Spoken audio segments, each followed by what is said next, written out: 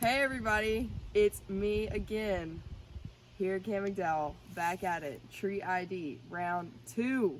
Buckle your seatbelts, it's gonna be a wild ride. Alright everybody, right here we have a dogwood. You all know it, you've all seen it, but have you really seen it up close? So dogwoods, they are known for their flowers in the spring.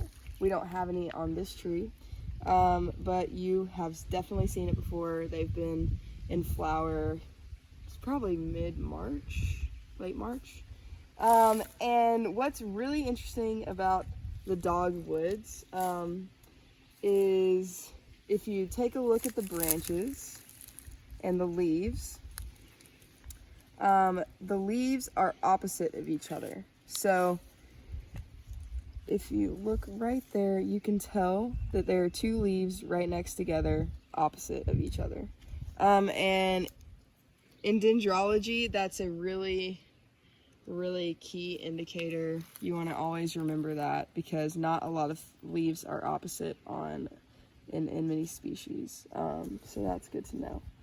They also have this arcuate vein pattern. And that's a really fancy word for just that the veins have an arc. And you can see that right here. See how they arc out like that? So you would say that this is an arcuate vein pattern. Alright, and the dogwoods have also a very characteristic bark. It's harder to tell on this specific stem, but they have a really boxy bark pattern. They'll have little bark plates that are maybe about like 1 centimeter by 1 centimeter.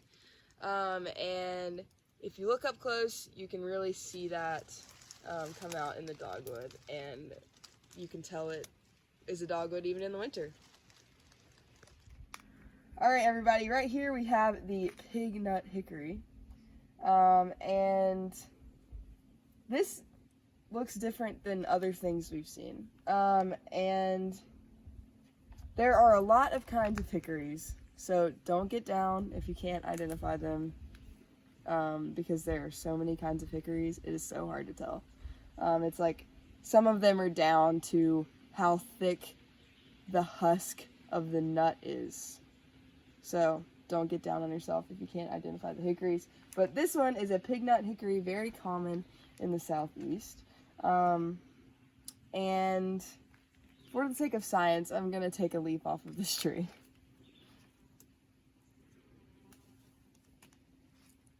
So you can tell that this Pignut Hickory leaf, and all hickory leaves are like this, but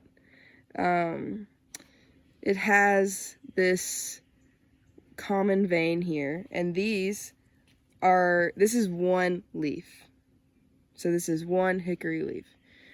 We call this a compound leaf, and these are called leaflets. So all these leaves are called leaflets, and they make one leaf. There are different kinds of compound leaves, but this is a pinnately compound leaf. And so just know this is one whole leaf.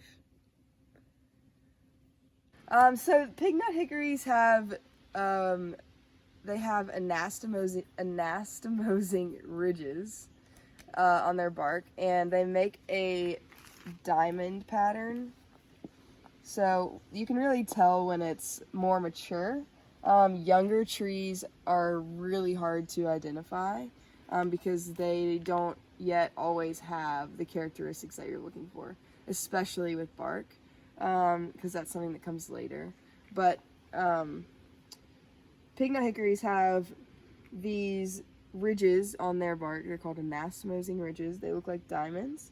And they come together and they kind of do like this on the bark. So you'll be able to see that.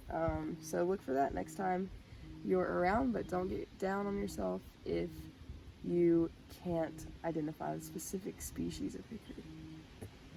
Alright everybody, here we have the eastern redbud, Cercis canadensis is its Latin name. And you have definitely seen this before, whether you know it or not. It is a pretty common understory tree. We talked about that last time. Understory means that it is below the main canopy, so not a tree that's going to reach up to the top of the main canopy, but just below it.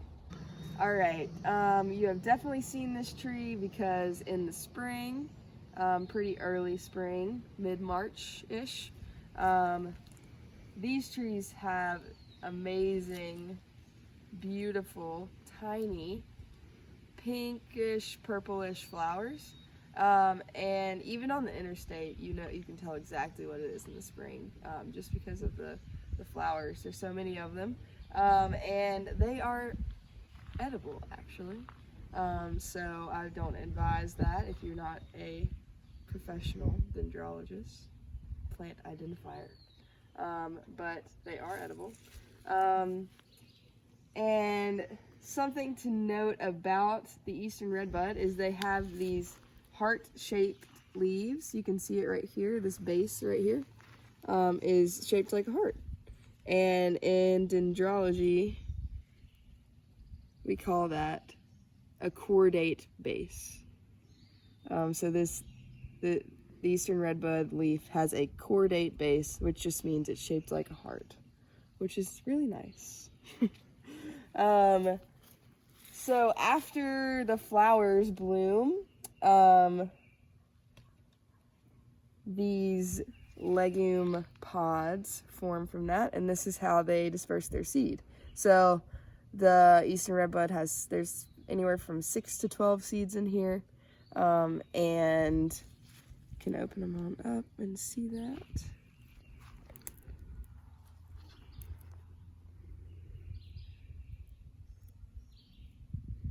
Here's one right here. There's very small. So that's an eastern redbud seed that you would find in the pod. And in the fall they turn brown, and they're really crispy. Right now they feel kind of like a leaf. They're pretty waxy, but in the fall they turn brown and crispy.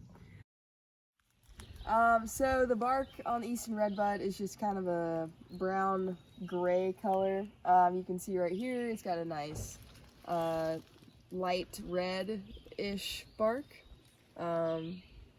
So there's also a lot of lichen on this particular tree, and you should, if you haven't already seen it, go back in our connection series and check out Kim's video about lichen.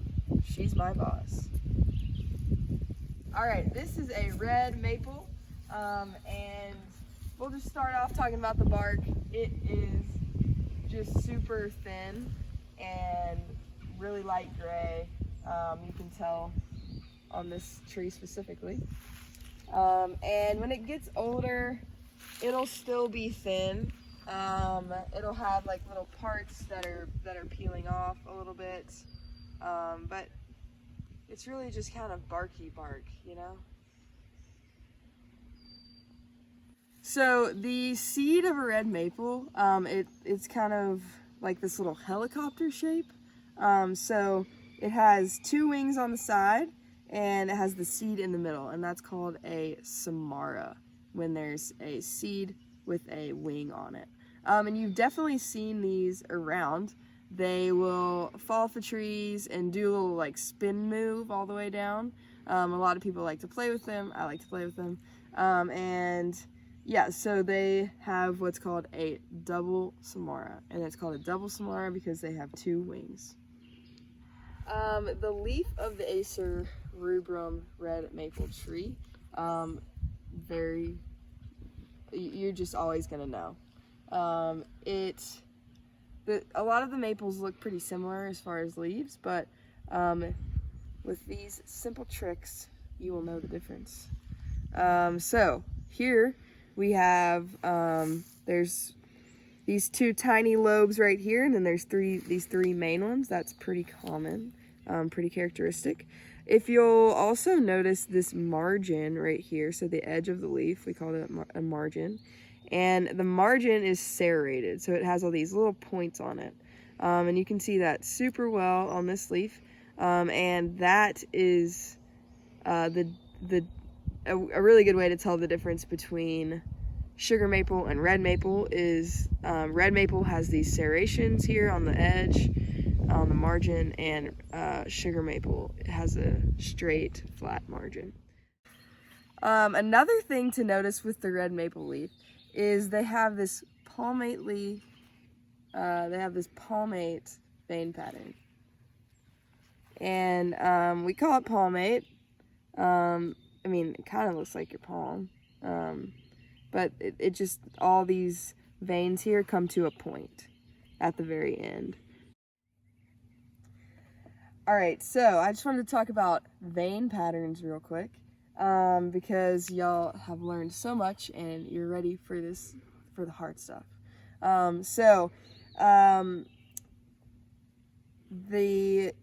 the vein patterns, if it's something to notice, it's a very good identification feature. And so here's just your pinnate. That's what you think of when you think of a leaf. Pinnate vein pattern.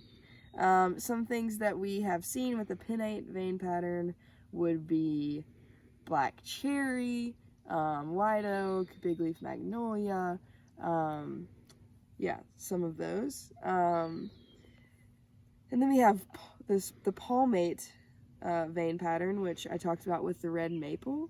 Other things that have a palmate vein pattern would be sweet gum as well as eastern redbud.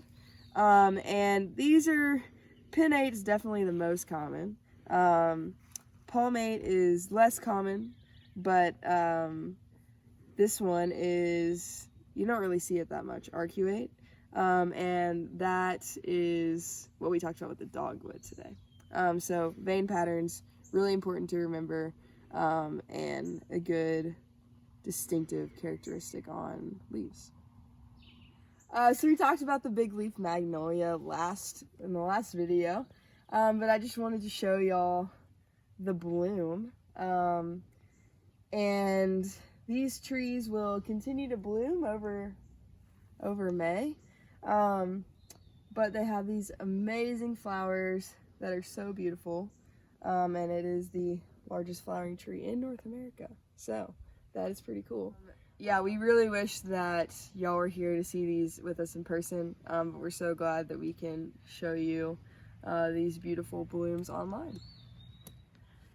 All right, everybody, I really appreciate y'all watching this video. Hopefully you've seen both of the videos, and you should know 10 trees by now, which is a lot more than you knew before. And there's still more to learn. If you have any questions about tree ID or anything, really, drop them in the comments, and we will definitely get those questions answered. As you can see, we are just right here on the camp road. So this is something that you can do at home in your backyard. You don't have to be in the woods. You just need a tree and your eyeballs.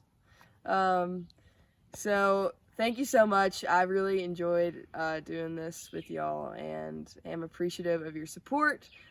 Stay healthy, stay learning.